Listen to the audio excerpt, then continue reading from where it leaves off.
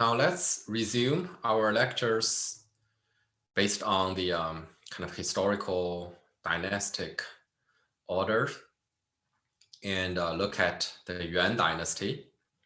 So this is a dynasty immediately after the Song, when the Yingzao Fashi was compiled.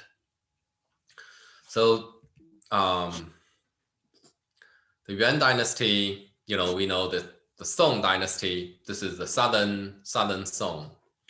And in the north is the Jin Empire. And by the 13th century, in the north part of China and Mongolia, a new nomadic group emerged and became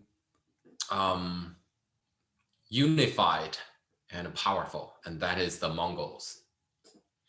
So the Mongols eventually, in the mid 13th century,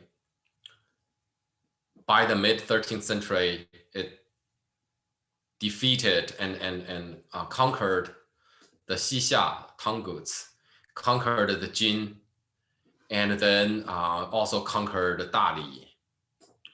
So encircled the Song Empire. And then in 1279, they conquered Song. Toward the end of the 13th century, the Mongols, unified China, and of course did much more. It also unified much of the Eurasian continent, went as far as Moscow and the Hungarian territory, Eastern Europe, conquered Baghdad, conquered the Abbasid Arabic Empire. So the Mongols became a kind of a global unifier of the 13th century. And the Chinese story was only part of that kind of a universal conquest of Genghis Khan.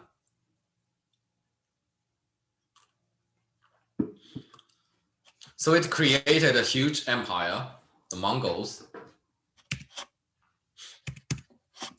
The Mongolian Empire, from Korea to Moscow, from Siberia to, the southern tip of Iran, Pakistan, and northern India.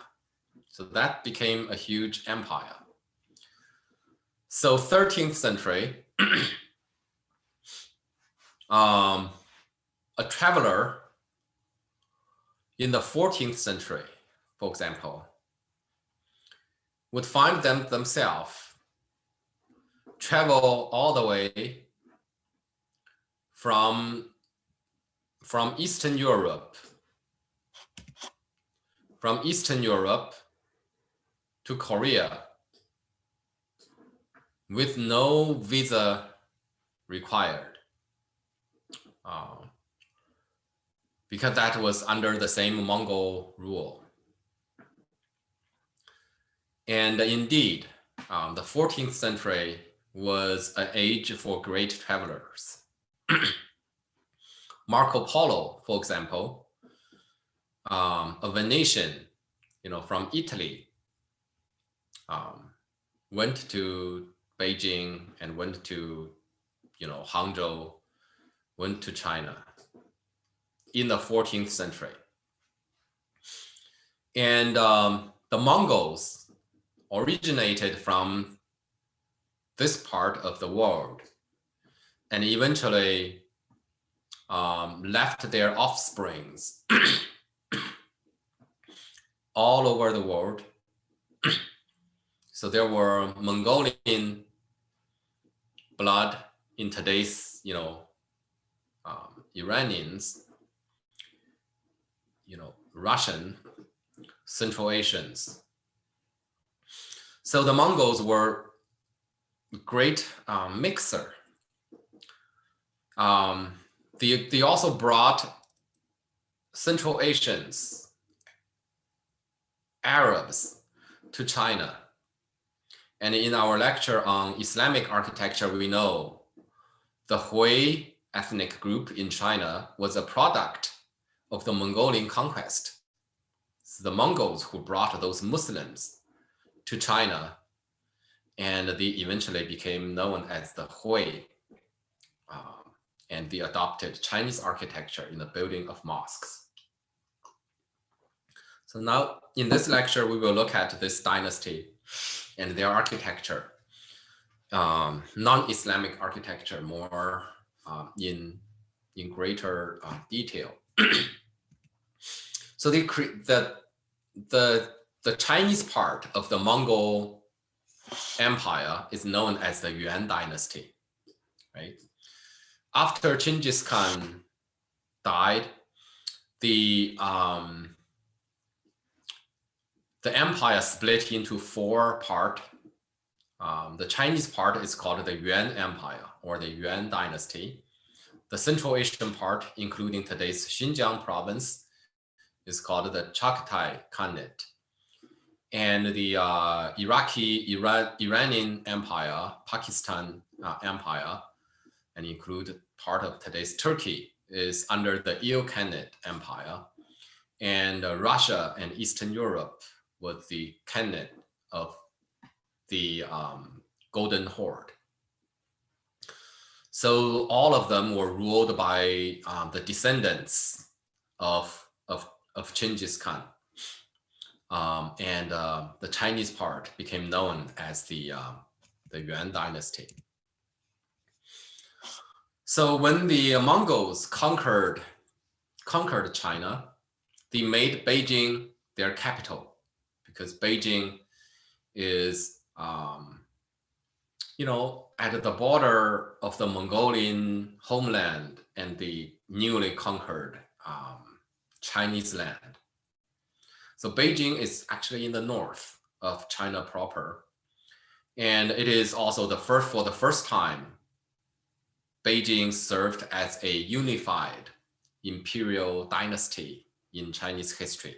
That is during the Yuan dynasty, when Mongols were, the son of heaven. So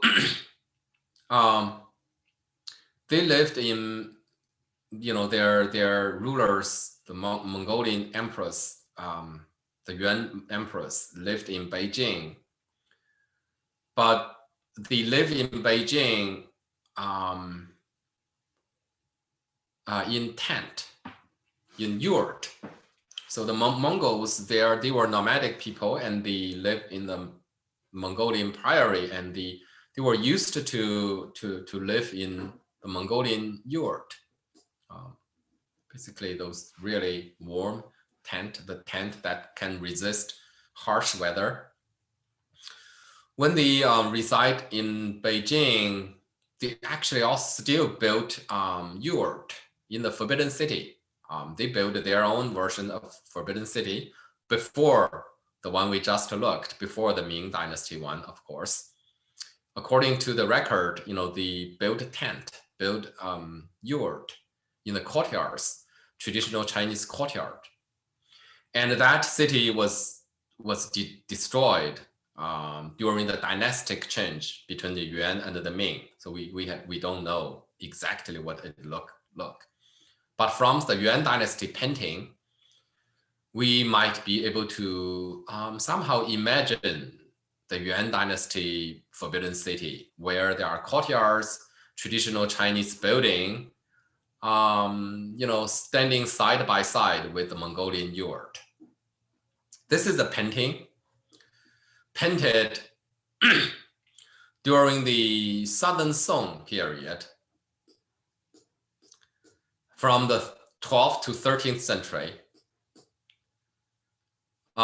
It was painted by someone who served as a Southern Song envoy, ambassador to the Mongol area, to North China, basically.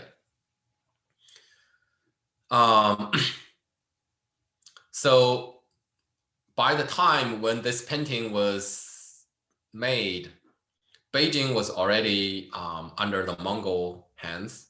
So the Jin Empire was already conquered, while the Song still existed. So the painting reflect in the